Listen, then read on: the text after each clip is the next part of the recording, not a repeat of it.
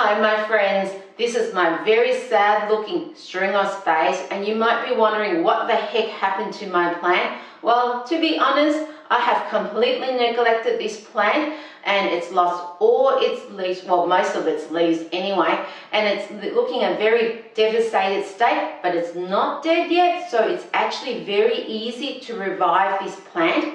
And if you have a string of hearts that's looking as sad as mine, you can use this technique as well, because this technique works for string of hearts as well. So let's go and revive it together. So first of all, I'm going to cut the chains off because it's no use keeping it onto the plant. It's not doing anything for the plant and it's probably taking more energy out of the plant. So I'm going to cut the plant, all the chains off, and I'm going to collect these little round balls. And you might be wondering what the heck they are. They're actually nodes. They're actually areas where a new string of spades can grow out of it. So I want to collect as many as possible, but you want to be selective on the size of the ball that you collect, because if it's too small, I've just found that with growing this plant over years, if I collect the tiny little ones, it doesn't work. What happens is that when putting it into the new soil for propagation, the actual tiny little ones, they just rot. Dry up, rot and die. So I want to collect it as a decent size ball so it gives the best chance for the new propagation to occur. I also want to collect the little leaves that are left on the chains, because where the leaf actually connects to the chain, this is where a node is. And a node is where new roots can grow out of it, new leaves can grow out of it, so a new chainless plant can grow. I want to collect as many as I can, because the more cuttings I collect, the more successful this propagation is going to be. So I want to cut about 1/2 inch on either side of the chain, and once that's done there, I want to set that all aside. I don't want to cut too long the cutting, because it just means that the edges are going to more likely to rot. And I'm going to use these new cuttings to propagate new string of spades through a butterfly technique, which I'll explain later on. So I'm going to also remove the mother plant out of its original nursery pot, and I'm going to remove as much soil as possible. There's no need to be exact, just remove as much as possible. If you see these potato-like lumps in the soil, do not get rid of them. That's actually part of the chain of spades there. It's actually the part of the root system of the plant. And these little potato lumps there, they actually hold a lot of water and a lot of nutrients for the plant. So definitely try not to get rid of them and try not to damage them either. The soil mixture I'm using is it's a soil mixture that actually does hold some moisture, but also is partially well draining as well.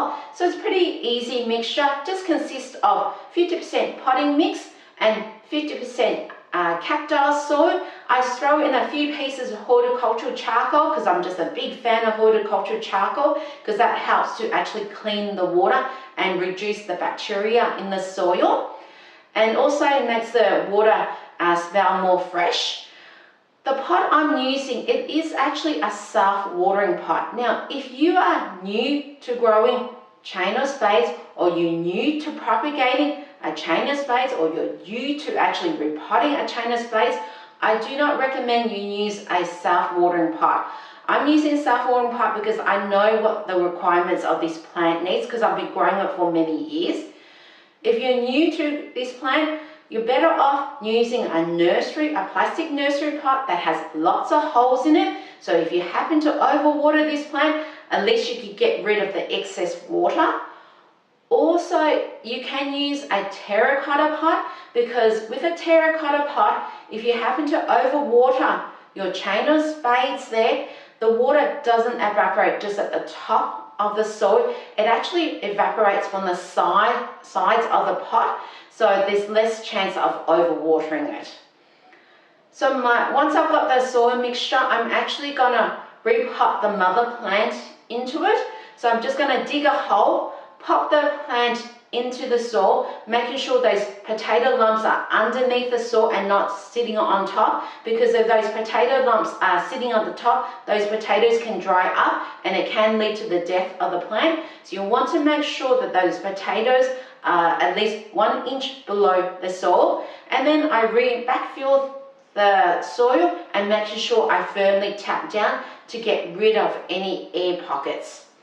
Now with these tiny little circular balls that I've collected before, I'm going to scatter it on top and then just lightly cover it with soil. I don't generally bother digging deep holes for these little propagation balls there. I just find that putting it in the soil and lightly covering it, making sure that the balls are actually underneath the soil, is enough for the new plant to grow. Now the actual cuttings that I have done, the cuttings that have the leaves in it, I want to make sure that when putting it in the soil, the leaves are facing upwards. So it's like a butterfly propagation where the leaves are facing upwards, so it looks like a butterfly.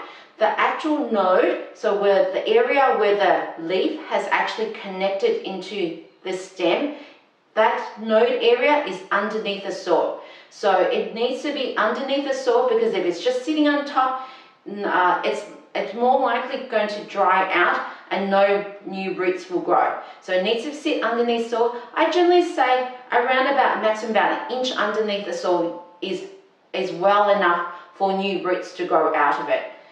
And I'm going to do all this for the new propagation, and I'm going to use all my cuttings, because the more cuttings you use, the fuller the string of spades will look, the more bushier the string of spades will eventually look, and the more successful the propagation will be. Because with any sort of propagation, it's not a guarantee that's going to be 100% successful. So the more cuttings you can get, the more little balls that have a decent size you can get, the better it is. Just make sure that those little balls that you collect is a decent size and not the tiny little ones, because I just found the tiny little ones, they just don't work and they just end up rotting in the soil. Once that's done, I'm going to water the soil. Now the new propagations, they don't have roots, so they actually don't need that much water. So I'm going to lightly water that area.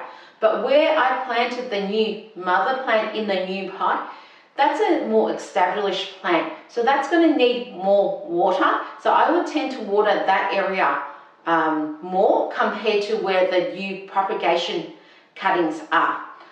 Once that's done there, and the water I'm using is just normal tap water. Don't worry about distilled water. Don't worry about filtered water or rainwater.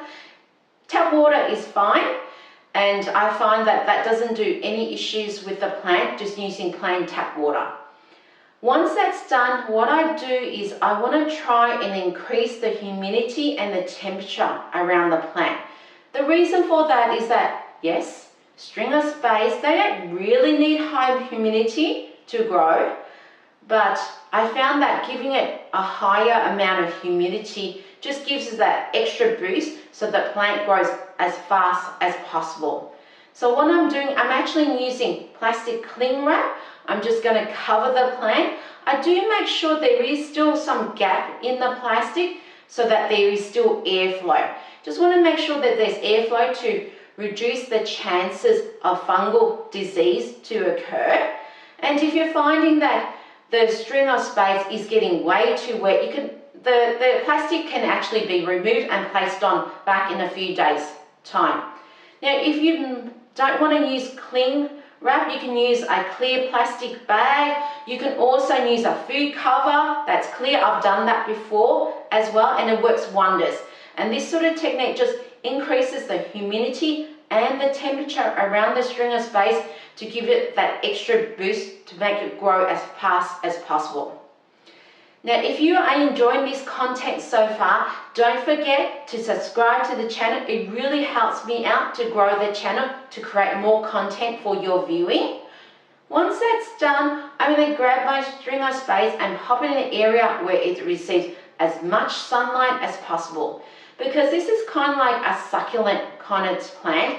It loves sunlight, and even though there are new propagations in the plant, the leaves are not sensitive to being burnt. I found that string of spades, it wants as much sunlight as possible, especially sunlight directly onto the top of the plant. So I'm going to pop it in the area which is here, and this one here is an area in my household which is facing a south-facing window. So it's an area where the plants are receiving indirect sunlight all day long, and also it's receiving direct harsh afternoon sunlight as well. And I found that this string of spades and also string of hearts the same, it loves it. It loves as much sunlight as possible. I'm going to re-water the plant when the soil is dry. Now the new propagation, the new cuttings, they're not going to need as much water. They're also, the soil on the top may dry a little bit faster at the very top. So you just want to make sure that the 1 or 2 inches of the top of the soil stays consistently moist.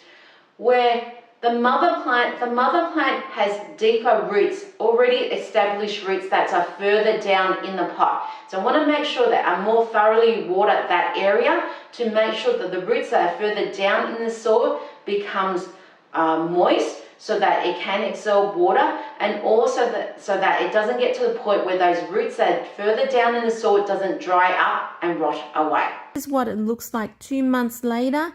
You can see there's a lot of new growth. These little growth here is actually new growth from either the actual leaves are propagated or the area tuberous.